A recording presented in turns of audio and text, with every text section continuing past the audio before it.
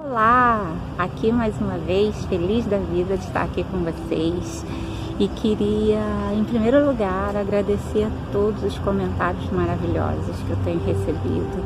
Muita gratidão receber esse feedback de vocês, dar essa força e esse ânimo, né, pra gente saber que está fazendo um bom trabalho e trilhando um bom caminho. Gratidão de verdade. Fiquei muito emocionada com muitos comentários que eu recebi, me levaram até às lágrimas, assim.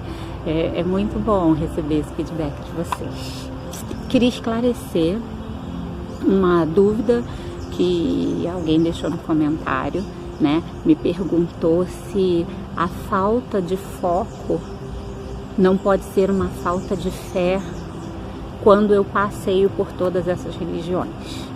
Bem, primeiro eu queria dizer que religião e fé são coisas distintas. Assim, não precisa se ter uma religião para se ter fé, né? E é exatamente o que acontece comigo. Eu não tenho religião nenhuma hoje, né? Apesar de ter passado por todas essas que passei e que acho que foram maravilhosas, contribuíram muito para a minha vida. Não acho que tenha sido falta de foco ou falta de fé, não. Acho que é instrumento de aprendizado mesmo, né? De experienciar, de experimentar coisas, né? Até porque as religiões são preceitos dogmáticos e uma segue um preceito, outra segue outro e a gente vai procurando aquela que a gente mais se adequa. Mas que crer em Deus e ter fé não tem muito a ver necessariamente com religião, né? Eu conheço muita gente que não segue a nenhum preceito dogmático e tem uma fé construída e firme, inviolável, assim. Então, respondendo a sua pergunta, não acho que tenha sido, não.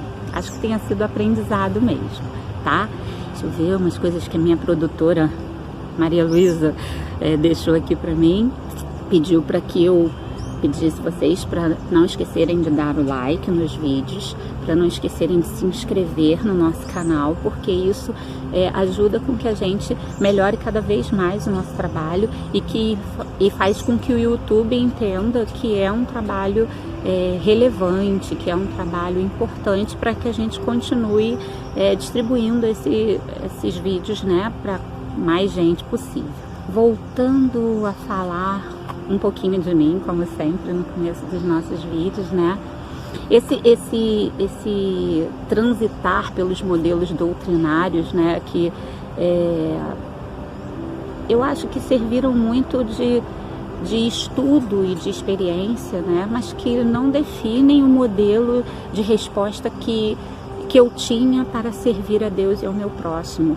E por isso conhecer um pouco até chegar aonde aquilo me satisfazia, me dava a resposta que eu precisava, e a oportunidade de conhecer uma outra doutrina não me fazia entender que a anterior fosse a errada ou que a próxima fosse a certa, até porque a cada um segundo o seu entendimento, né? Não tem religião certa ou religião errada, ou religião melhor ou pior do que a outra, até porque a religião foi criada pelo homem, né? E aí seguem os preceitos doutrinários das culturas, as determinações que o líder daquela religião pretende construir. Desde criança, assim, eu já tinha uma noção de que eu precisava ter essas respostas e de que eu precisava ter essa proximidade com o que fosse divino para mim. Eu fui coroinha da Igreja Católica, fiz primeira Eucaristia, fiz aqueles grupos de liderança jovem, participei de um monte de coisa, e sempre em prol de, acho que mais do que respostas em relação a Deus, eu queria resposta em relação ao próximo, né? O melhor jeito de tratar o meu ser com o ser humano, né? O melhor jeito de me tratar e tratar ao próximo. Isso eu venho buscando há muito tempo na minha vida. Lembro que pequena ainda, com 10 anos, eu já ajudava as crianças do meu prédio e tinha muita criança no prédio onde eu morava, a fazerem os deveres de casa, estudarem para as provas, né? Então eu já tinha essa coisa de fazer as festinhas juninas, auxiliar com que eles estivessem sempre juntos e que colaborassem um com o outro. Sempre foi essa busca de melhor convivência. Acho que foi isso que eu sempre quis, assim, isso que eu sempre preguei, que busquei. Como ter a melhor convivência entre um grupo. E aí, desde pequena, eu já tinha esses trabalhos voluntários. Com 16 anos, eu fui trabalhar numa casa de passagem, né, de crianças. Eu lembro que no meu aniversário de 17 anos, que era no Natal, uma das crianças não tinham os chamados padrinhos, né, que eram pessoas que buscavam aquelas crianças para passarem o final do ano junto, quando essas crianças não tinham pai e mãe. E aquele menino tinha entrado há pouco tempo na casa de passagem e não tinha ainda nenhum padrinho. E eu pedi para o meu pai que fosse me buscar para que ele pudesse assinar o termo, né, e eu pudesse tutoriar aquela criança. E meu pai fez isso para mim, me deu de presente a tutela, né, dessa criança, e a gente ficou muitos anos juntos. Ele na época tinha 4 anos e a gente continuou junto por muito tempo. Eu cheguei a ser avó. Ele teve uma filha aos 17 anos e eu cheguei a ser avó dessa criança, né? E a gente se perdeu, infelizmente, depois de tanto tempo. Ele fez as escolhas de vida dele e se afastou da gente. Mas durante muito tempo eu fui a mãe dessa criança, né? E que foi uma experiência maravilhosa para mim. Mas assim, o importante que eu queria deixar claro é que nada disso tinha uma intenção de ter um título, de ter um rótulo, de ter um crachá que me denominasse alguma coisa, entendeu? Eu não queria ser a missionária, a voluntária, nada disso. Eu queria ser eu fazendo essas coisas que eram coisas que eu gostava de fazer. Então, assim, eu não queria denominação para nada disso. E durante muito tempo eu me questionava por que eu gostava tanto daquilo, por que eu precisava tanto daquilo. E eu entendi que poderia ser uma missão. Na verdade, eu nem cheguei a entender sozinha, não. Eu acho que eu recebia das pessoas essa denominação de que aquilo era a minha missão de vida. E aí, como eu já disse para vocês, né, eu gosto de pesquisar e de entender o porquê está passando por aquilo. E aí eu fui buscar tal e entendi que a palavra missão também não definia aquilo que eu queria buscar naquelas relações, naquelas situações, né? A palavra missão dava um peso, um cunho, assim, muito de obrigação, né? Porque missão é isso, missão é incumbência, algo que deve ser executado. Eu não estava fazendo aquilo porque ninguém pedia, eu fazia porque aquilo me traduzia, aquilo me representava, aquilo dizia muito de mim, era algo que vinha de dentro para fora. Eu não planejava, eu não elaborava aquilo simplesmente ia acontecendo na minha vida e eu gostava, né? E aí eu descobri uma palavra que soou melhor aos meus ouvidos, assim. Diferente de missão, eu adotei como palavra propósito. Propósito tem significado aquilo que se busca alcançar. Projeto, intuito, desígnio, resolução, decisão. E aí foi nessa palavra, decisão, que eu descobri o porquê de muita coisa na minha vida. Eu descobri que era o ato era a minha maior recompensa, sabe? O fazer era a minha maior recompensa. Então aquilo tudo era a decisão de fazer. E aí eu usei essa palavra para tudo que estivesse relacionado à minha vida. A decisão de não estar doente, a decisão de buscar sempre o melhor para a minha vida, a decisão de buscar forças e de buscar saúde e de buscar conhecimento.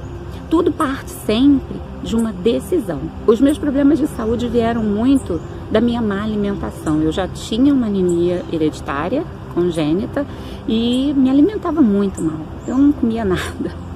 não gostava de nada, não queria nada. Durante muito tempo a minha mãe batia no liquidificador, forçava e brigava. Eu chego a lembrar do prato na mesa e o chinelo na cadeira por muitas vezes.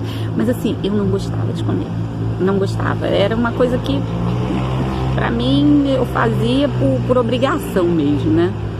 E acabou que quando eu fiz o exame grávida dos gêmeos, né, de Pedro e a gêmea dele, a médica disse uma frase para mim assim: no seu sangue não tem nada positivo que você possa doar a essa criança. E aí, por conta disso, eu comecei a fazer umas transfusões de medicamentos e de plasma e de um monte de coisa que até o nome agora, mas era um sangue artificial que eu tomava para poder me manter bem, né? Ela falou: Luciana, se você não comer, nada do que a gente está fazendo vai dar certo. E aí, eu lembro de ir para casa, depois dessa consulta, e falar para Oscar comprar um bife para mim. E aí a gente passou, comprou o bife e tal, cheguei em casa, fritei, botei cebola e tal, e comi. O bife ficou 10 minutos dentro de mim, se ficou isso tudo. O Oscar dizia que eu comia bife e vomitava boi. E era mais ou menos isso, assim, eu vomitava muito, muito, muito. E a médica falava: não tem problema, o pouquinho que ficar já vai nos ajudar. E eu decidi ter a melhor alimentação para ajudar o meu filho a vir ao mundo. E eu mudei radicalmente. Tudo que eu nunca tinha comido na vida, eu decidi comer, se era para o bem do meu filho e bem da minha saúde. Até hoje esse é o meu lema de vida. Se faz bem, não tem negociação. Se comer tal coisa é necessário, não tem negociação. Essa frase até é muito engraçada. A diretora da escolinha de Malu, quando Malu tinha 3 aninhos, disse que uma vez ela entrou na escola chorando muito e arrastando a mochilinha e falando: não tem gochachão, não tem gochachão, não tem gochachão. E eles ficaram procurando o que era gochachão, onde tem gochachão, Maria Luísa, o que é, procuraram na mochila, procuraram. E aí no final da aula, ela passou quase que o dia inteiro chorando, dizendo que não tinha gochachão e a gente não conseguiu descobrir o que era. E aí eu disse para ela, vindo para a escola, que escola não tem negociação, né? E eu tratei meus filhos e trato até hoje assim: escola não tem negociação. Você não vai à escola se estiver muito doente, se alguém tiver morrido, se tiver uma catástrofe. Fora isso, não tem negociação. O que é importante para você, não tem negociação. E isso moldou muitas crianças também, né? Eles começaram a entender que tem coisas que a gente até pode negociar, aliviar, mas tem coisas que não tem negociação. E o nosso próprio bem-estar, uma delas, né? Não dá para brincar com a minha saúde, não dá para deixar para amanhã, não dá para negligenciar o que me faz bem. Se eu quero estar bem, se eu tenho responsabilidade comigo e se eu me amo, não tem como negociar essas coisas que me fazem bem. E eu tenho visto cada vez mais as pessoas passarem por isso, sabe? Negligenciarem a própria saúde, negligenciarem o próprio tempo, a qualidade de vida, o bem-estar. Tem coisa que não tem negociação. E se eu quero estar de bem comigo mesma e fazer tudo de bom por mim, por que não focar naquilo que vai me trazer resultados? Sabe, é tão diferente quando eu conto toda essa história e digo que passaria por tudo de novo se fosse necessário, sem dúvida nenhuma, porque eu não acho que foi pagar um preço, entende? Eu acho que foi investir um esforço na realização daquilo que eu queria. E aí eu aprendi muito com isso. Tudo que eu quiser um bom resultado, eu tenho que investir um esforço. É muito diferente de pagar um preço. Dá para perceber? Eu não quero mais passar por isso. É muito diferente de passaria por tudo isso de novo se fosse necessário. Por quê? Porque não me causou trauma, não me causou sofrimento, não me causou dor, até porque eu entendia que muito daquela responsabilidade era minha, não culpa, responsabilidade. E assumir essa responsabilidade é um ato muito positivo na tomada de decisão. Quando eu entendo que eu tenho responsabilidade por alguma coisa, eu enfrento essa coisa, eu recoloco essa coisa, eu ressignifico essa coisa e transformo isso em algo positivo para mim. E aí sim eu vou ter resultado daquilo que eu estou me esforçando e investindo para ter. Percebem a diferença? A decisão do que eu quero como resultado para minha vida é que vai me aproximar do meu propósito. Se eu consigo enxergar algo que me descreve, que me define, que me sustenta, que me traduz, esse é o meu propósito. Bem, ser professora era um objetivo de vida e esse objetivo acabou virando um propósito. Conduzir, guiar, orientar pessoas é o que eu mais amo fazer. E está muito ligado com o que está dentro de mim como busca de mim mesma.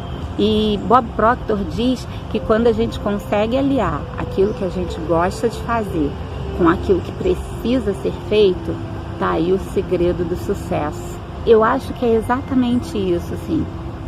Hoje, qual é o seu propósito no mundo? O que é que você gosta de fazer e que pode estar aliado ao que todo mundo precisa que seja feito? Isso pode realmente trazer grandes resultados para a sua vida que você nem imaginava.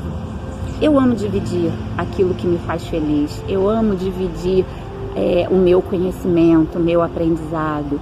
Eu amo quando alguém passa por algo que eu já passei e eu sei descrever como foi a minha experiência e ela possa usar essa experiência como modelo, base para a vida dela. Isso é realmente o que me traduz, o que me define. Por isso eu decidi fazer esses vídeos. Por isso eu decidi que eu queria compartilhar um pouquinho da minha história.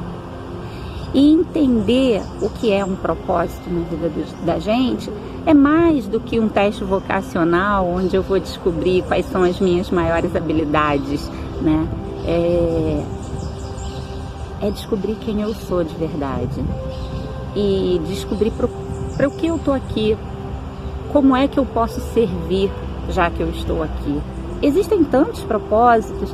Eu tenho uma grande amiga que há uns meses atrás, quando a gente começou esse trabalho do Multiplicar, ela dizia para mim, não, mas eu não sei o que fazer, não tem nada que eu possa fazer. Aí eu falei para ela, conversa com as pessoas. Às vezes tem gente que só quer conversar, só quer ser ouvida. Ela, não, mas eu não conheço ninguém que queira ser ouvido assim, desse jeito. E eu falei, amiga, tenha olhos de ver e ouvidos de ouvir. E agradeça a Deus por essa habilidade. E a pessoa vai surgir. E hoje ela tem ajudado tanta gente. Ela está tão feliz. Ela está se sentindo tão plena e realizada. Só com o fato de estar podendo ouvir algumas pessoas. Doar o tempo, doar o ombro, doar um abraço, doar carinho, atenção, uma mensagem, uma história que você ouviu, um filme que você gostou tanto, que te disse tanto. Às vezes, numa pequena conversa, você consegue entender do outro o que ele está precisando de verdade. Mas a gente, com essa correria do dia a dia, a gente não tem dado atenção nem pra gente, né? Quanto mais pro outro. Teve uma palavra na Bíblia que me fez perceber as mudanças que eu precisava fazer na minha vida. Quando eu entendi o real significado da passagem buscai primeiramente o reino de Deus e todas as coisas vos serão acrescentadas, eu percebi que eu precisava me buscar. O reino de Deus era eu sou o reino. E foi exatamente o que aconteceu. quando eu passei a dar atenção a mim, a prestar atenção nos gritos silenciosos que o meu corpo dava, que a minha mente dava, que o meu emocional pedia, que o meu espiritual clamava, eu percebi que eu tinha que arrumar esse reino, eu tinha que dar muito conta dessa casa. E como que por encanto, todas as outras coisas foram sendo acrescentadas. Teve uma época de eu achar que a resposta estava fora de mim, que eu tinha que buscar alguma coisa que estava fora, e eu ficava incessantemente buscando, sem saber direito o que era, e nada satisfazia, porque nem eu sabia bem o que era. Até descobrir que nada está fora. Tudo que eu preciso está dentro de mim. As melhores respostas, as melhores sugestões, as melhores soluções, a melhor energia, a melhor força e a melhor doação.